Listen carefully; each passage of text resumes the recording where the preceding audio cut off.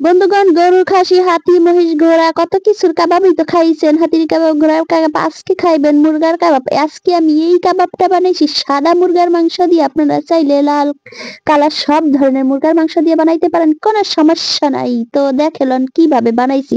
এই যে দেখেন, হেলে গিয়ে কিছু মুরগির মাংস নিছি, তাহার পরে কিছু ডাল নিছি, তাহার পরে দিয়া দিলাম পেঁয়াজ কুচি, তাহার পরে দিয়া দিলাম আদা রসুন বাটা, হলুদের গুঁড়া, মরিচের গুঁড়া, জিরার গুঁড়া, ধনিয়ার গুঁড়া, তারপরে এই যে গোটা মশলা দারচিনি, এলাচ, লবঙ্গ, তারপরে একখান জয়ফল, একখান জয়ত্রীর টুকরো, তারপরে দিয়ে দিলাম গোলমরিচ, তারপরে লবণ, তারপরে তেজপাতা দিয়ে এখন তেল দিয়ে গোটায় পাটায়া এইভাবে মাখিয়া ঝাঁকিয়া সুন্দর করে পানি দিয়া তারপরে চুলায় বসায় দিবেন। উপরে কিন্তু ভিডিওটা টান দিবেন না, তাহলে কিন্তু সেঞ্চুরি করাটা মিস করে যাবেন।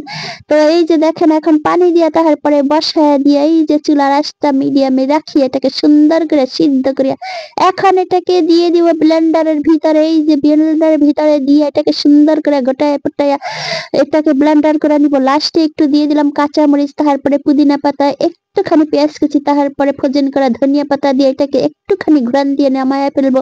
এই যে দেখেন, একটু আধা ভাঙ্গা করে রাখবো। তারপরে দিয়ে দিলাম আর একটু গরম মশলার গুঁড়া, তারপরে এই যে একটুখানি মাখানোর পরে মনে পড়লো সসটা দেই নাই, সস দিলাম। তারপরে আরেকটু গোলমরিচের গুঁড়া দিয়ে এখন আবার হাত দিয়ে লাড়িয়েছি।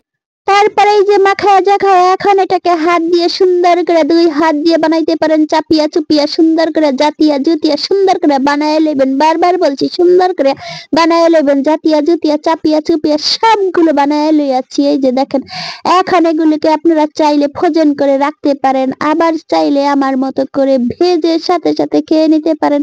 তো এই যে দেখেন, এখন এখানে একটা আন্ডা গলায় লইছি। এটা সাদা মুরগির আন্ডা, আপনারা হাতির আন্ডা লইতে পারেন যদি থাকে। ভাই আমার কাছে তো হাতির আন্ডা নাই, তাইলে সাদা মুরগার আন্ডা লইয়া লইছি। এখন আন্ডার মধ্যে এই যে ভিজাইয়া তারপরে তেলের মধ্যে এইভাবে চারিয়া দিব।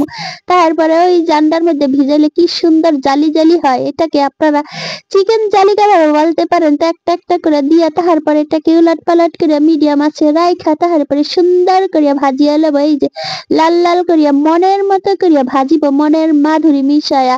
তো বইনেরা বলছিলাম না সেঞ্চুরি হবে, ভিডিওটা টান দিলে তো সেঞ্চুরি মিস করে দেবেন। আর তো এই যে এখন এটাকে সুন্দর করিয়া ভাজিয়া লইলেই কিন্তু কাবাব রেডি হয়ে যাবে। তাহার পরে যে শাশুড়ি সারাদিন আপনাকে বলে কাম জানেন না আপনি এরা, তাকে নিয়ে সুন্দর করে মুখের মধ্যে একটা ঢুকিয়ে দিয়ে তার মুখটা বন্ধ করে দিবেন, দেখবেন সে খায়া আর কোনো কথা বলতে পারবো না।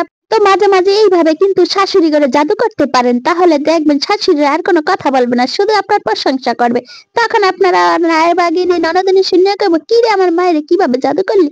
তো তা সেই জাদুটা শিখাই দিবেন। আর টিস করে বোনের ভিডিওটা একখান শেয়ার করে দিবেন। তো তাই বোনেরা, প্রতিদিনের মতো আজকে একখান কথা কই, আমার ভিডিওতে কিন্তু লাইক করেন, আমার ভিডিওতে একখান লাইক দিয়ে দিন, ভিডিওটা একটু শেয়ার করে দিন, আর চ্যানেলটা সাবস্ক্রাইব করে রাখেন, তাইলে কিন্তু আমি নতুন ভিডিও আপলোড দেওয়ার সাথে সাথে এই নোটিফিকেশনটি আপনারা পেয়ে যাবেন।